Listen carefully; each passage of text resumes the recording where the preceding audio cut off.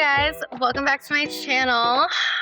I'm Brandy and today is our third date, and I thought what better place to have it than to do a romantic picnic. So you can see I'm just in front of a chicken coop. Can you see all those chickens? Okay. They're so cute. It is hot out. It is Florida. I decided I would go for some water so that I don't get too dehydrated. And we have some lovely cherries that I'm going to be snacking on. Isn't this the cutest picnic basket ever?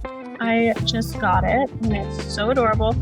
If you did want to bring wine, you could pack it right here on the side. So I thought for our third date, it would be fun to talk about how to approach a beautiful woman in real life. From a beautiful woman. Well, I guess, is that conceited for me to say? Is that conceited? I don't know. Maybe. But I'm just gonna tell you, I've thought about like my past and like my history and thought about what kind of things like worked for me, what kind of things didn't work for me, and figured I would compile them into little tips. So yeah, let's go ahead and get started. Let's go ahead and start with don'ts. So one thing that I don't like is when a guy calls me babe or sweetie, like immediately. Oh, that gives me the ick. Like, I can't tell you how many guys like will slide into my DMs. This is not even in real life, but if somebody did this in real life, it would also give me the ick. Where they're like, oh, hey babe. And I'm like, I'm not your babe. Don't call me that. You don't even know me. You don't even know my middle name. Like, you can't even call me babe. Like, please do not.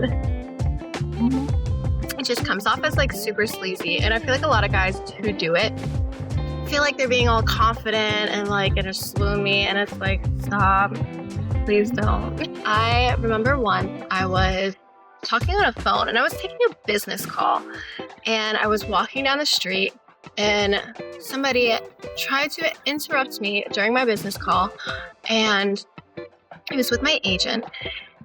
And I couldn't understand what my agent was saying, and she was trying to give me information, and this guy was like trying to talk to me, and I was like, please stop, and then he just kept going, and my agent, I couldn't understand what she was saying, and I was like, what? And then she was getting annoyed at me. If you see that I'm on the phone or that I'm deep in a conversation, it's not really the best time to come up to me. So either wait, or it just wasn't meant to be. Like, it's not like that urgent where it's worth it to be rude, because that just puts a bad taste in my mouth altogether. And I know this is gonna sound like crazy for me to say, but another don't is like, try not to be nervous, because if you're nervous, it's gonna make me nervous, and I'm gonna be like, why are you nervous? I'm kind of like a dog, you know? Like, you know how like dogs can like smell fear? Yeah, I also can smell fear. And it definitely does make me a little bit anxious, because I'm like, oh, why are you nervous? Like, like I'm just a person too, and just confidence, just not cocky confidence, but just authentic confidence goes a long way, even if you're faking it. But just like, I'll tell you what, one tip that I have for anxiety, because I do get anxiety, social anxiety specifically, so this might be a great tip. Before like an event or before I'm doing anything that's causing me anxiety, is to just like sit there in the anxiety. Like, don't try to push the anxiety away and ignore it, because that's just gonna make it worse, and that's gonna make like, it's gonna really come out like during whatever it is that's giving you anxiety. So you wanna like, before, like really feel that anxiety and allow it to take over you. And eventually, like if you do that for like 5-10 minutes, like it fades, it actually goes away. And then you can actually have fun doing that thing that you were scared or anxious of. Another thing, if you see me like rushing down like the street, or, you know, another female rushing down the street, it's just not the time to talk. They're in a hurry, and whatever it is probably more important than talking to a boy, you know, like they're obviously running late. It's not the time to talk. And then that leads me to my final don't, which is don't pull over your car if like I'm walking on the side of the road. Do not do that. Red flag, red flag, red flag. Okay. It's so creepy to me. Like, let's just be authentic. Let's be natural. Let's not like force things. Let's not push things. Like, if we're not engaging in a casual, like, just normal manner, it's not worth it. Like don't do that. Okay. So now that I did a little preface about what things not to do, let's go ahead and move into what things actually worked for me. So if you meet a girl out at a bar or a restaurant, I think it's a super honorable thing to buy a drink with no expectations. Like, I remember I was at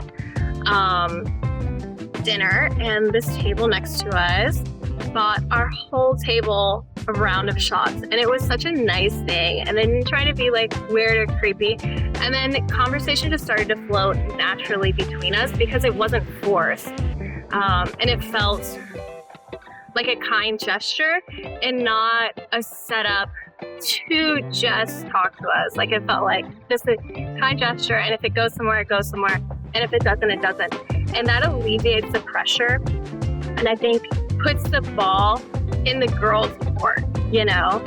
And I think women in general feel more comfortable when the ball's in their court. I also think a really subtle compliment is a really good way to go. Like, we don't want to be too forward. We're not going to be like, oh my God, like, you're the most stunning woman that I've ever seen in my life. Like, well, like, we don't want to like throw a million compliments like at that person. That's going to make them feel like a little overwhelmed. And maybe it's also going to make it seem like you're desperate. And we do not want to seem desperate. That's the last thing that we want to be.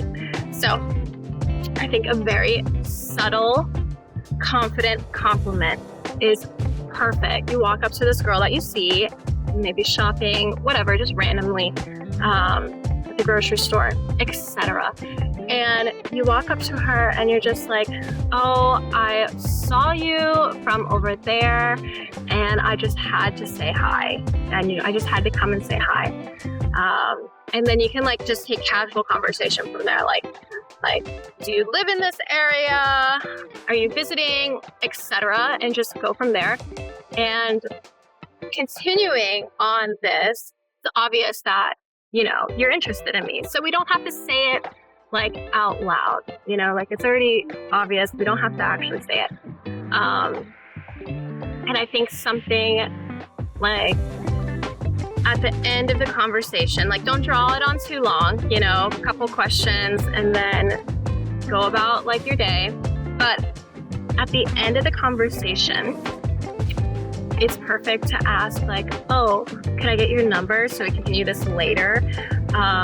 Or what's your Instagram? I'm doing so-and-so whatever later. Like maybe it'd be fun if you could join, you know, or something like that where it's not a super obvious hit and it's casual. It keeps things light and fun and there's not a whole lot of pressure on the situation. And then, you know, if you don't drink or go to bars or anything like that, back on the first tip, you could also just go and say like, oh, like coffee's on me. So yeah, those are some of the things that worked for me. Like, I think like when I'm in a conversation with a guy that happened like really naturally, really authentic, where I didn't even like notice that they were trying to be like, where it just happened and it rolled and it's so smoothly that it didn't feel forced at all. It didn't feel like they were trying too hard. And then at the end, they asked for like my Instagram or my phone number. Like that shit works. That is the best way to pick up any woman in real life, in my humble opinion. So let me know what you think about my tips. Have you tried any of these before? Do you have anything to add? Okay, I would love to know if you had any trial and errors in the comments below. And I really enjoyed our third date. How romantic. Stay tuned and we'll be going on our 4th date soon. And if you can't wait for that, go ahead and subscribe to my OnlyFans, and I'll be waiting for you.